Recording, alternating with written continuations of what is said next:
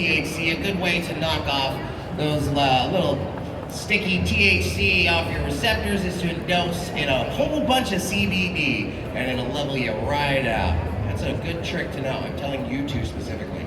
Next up on our stage, the one thing that's very important in any cannabis industry is security of your industry. And that comes down to safes, guards, security plans, and you can't even have a legal cooperative without having a proper security plan submitted in. So our next speakers are all the heads of the companies: Outlook, SoCal Safe, Canna Security, Sapphire Risk Advisory, and our first speaker, I want to welcome with a big Southern California Cannabis Conference Expo for the cannabis community.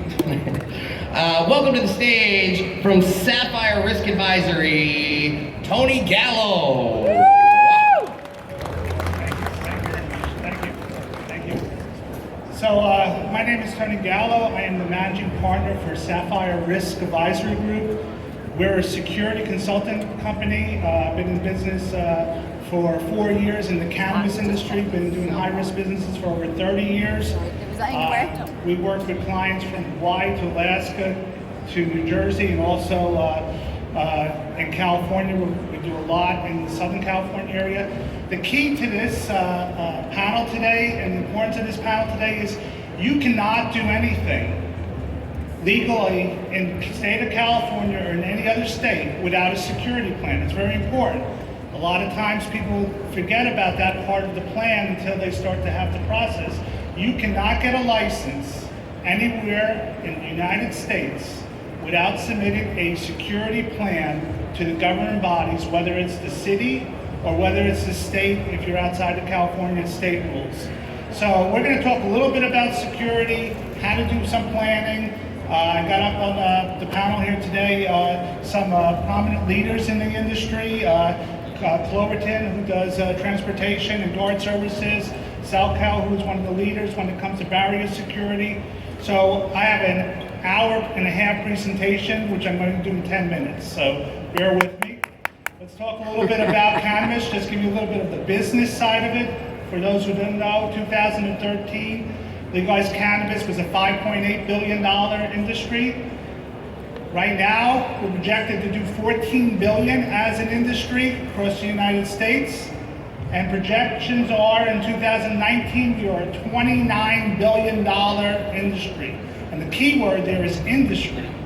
We're not we are now taken seriously by a lot of mainstream industry companies. There was a lot of crossovers from other industries that are coming on board, so it's important to keep that in mind.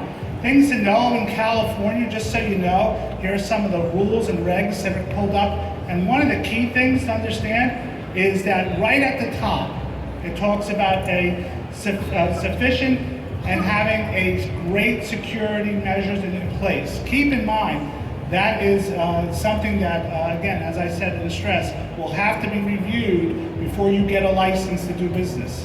Especially after November, if things go very well in California, and they're already in place in Nevada and Oregon and Colorado and other places. So let's talk a little about security threats. Talk a little bit about your internal losses, your cash, your merchandise, your external losses, your armed robberies, your customer service.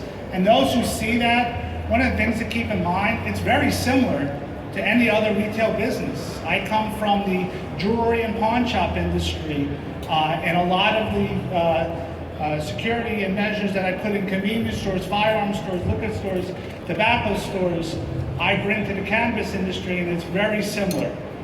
In the news, you keep seeing sometimes about employee theft, black markets going on. You see $11,000 worth of cannabis has been stolen. Burglars are taking $100,000. Just like any industry, if you don't secure and protect your property, you'll be out of business. Because the insurance is not that great right now in the cannabis industry.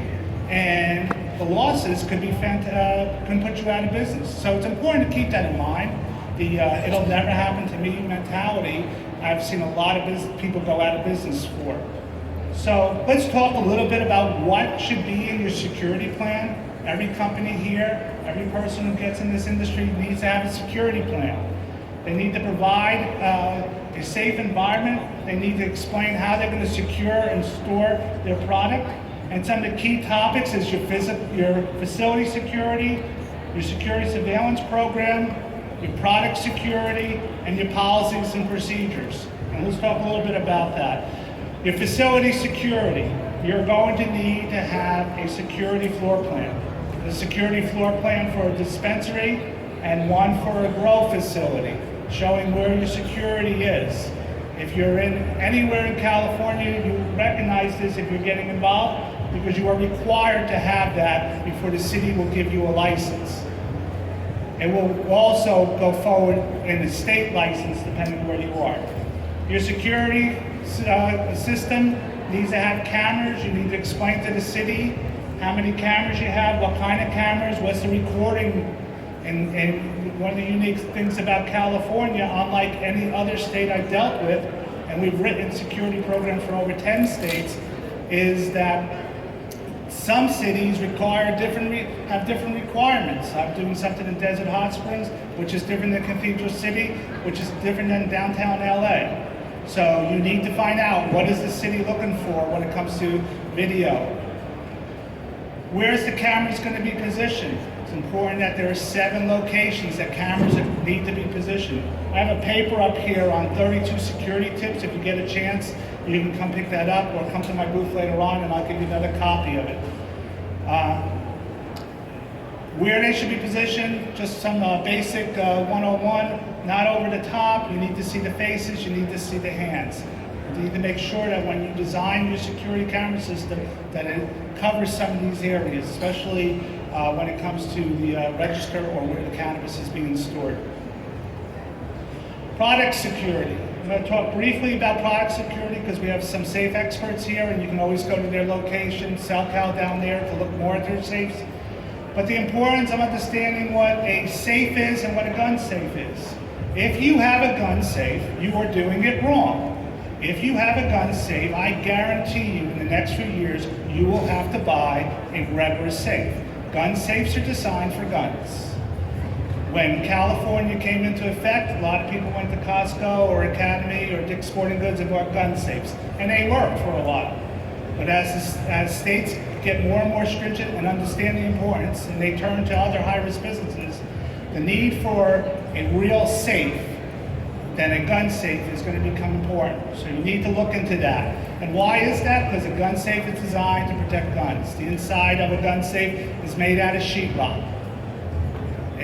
It's designed so that your kids or someone who doesn't understand the mechanics of a safe cannot get in. It is not designed to protect your product. Most insurance companies will not insure you if you have a gun safe.